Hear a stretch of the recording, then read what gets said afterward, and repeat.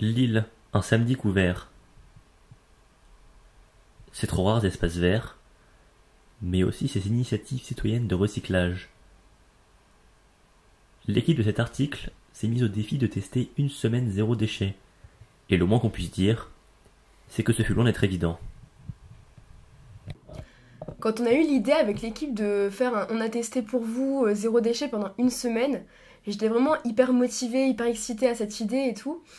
Et très vite, je me suis rendu compte que ça allait pas être si facile. Quand j'allais faire mes courses, j'essayais de limiter au maximum le plastique, les emballages, tout ça. Mais ça, j'ai pas vraiment trop réussi à le faire. Je sais que j'ai acheté quelques trucs en vrac, des fruits secs ou des trucs un peu simples à acheter justement en vrac comme ça.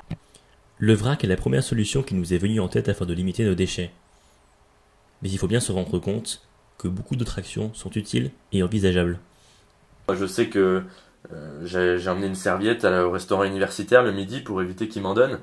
Voilà, maintenant je la prends partout avec moi, c'est un peu mon petit porte-bonheur quoi. Du coup, toujours dans cette démarche de réduction du plastique et des déchets de façon plus générale, je me suis acheté une paille, je me suis acheté une paille en acier. Voilà, pour pouvoir la réutiliser. Mais j'ai récolté tout ce qui était déchets alimentaires, déchets verts pour le compost et on est allé déposer ces déchets dans un compost à Lille. Il y a plusieurs composts établis dans des jardins, etc. où le public a un libre accès et aux horaires d'ouverture.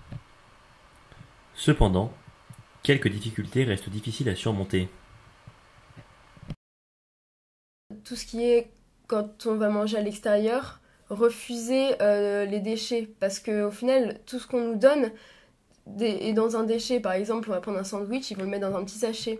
Tu prends un muffin, ils vont le mettre dans un sachet aussi, ils vont te donner des serviettes en papier à côté, etc. On se rend vite compte qu'on est un peu un ovni dans un monde où tout se jette. Je me rappelle, il y a une image qui m'a marqué où je voulais m'acheter une bouteille de lait et j'étais devant le rayon et je savais pas quoi faire parce que je pouvais pas acheter du lait sans acheter un truc que j'allais jeter ensuite. Mais l'équipe reste satisfaite de cette première expérience avec le zéro déchet. Moi, j'en tire quand même une expérience positive parce que ça a beau être compliqué sur certains points, il y en a qui sont vraiment faciles à faire et qui sont vraiment abordables pour tout le monde. Du coup, si je devais dire si je continue ou pas après, je pense que je continuerai pas le zéro déchet. Par contre, j'essaierai, je pense, d'être un peu plus sensible à cette cause. On peut réduire ses déchets sans être dans le zéro déchet radicalement.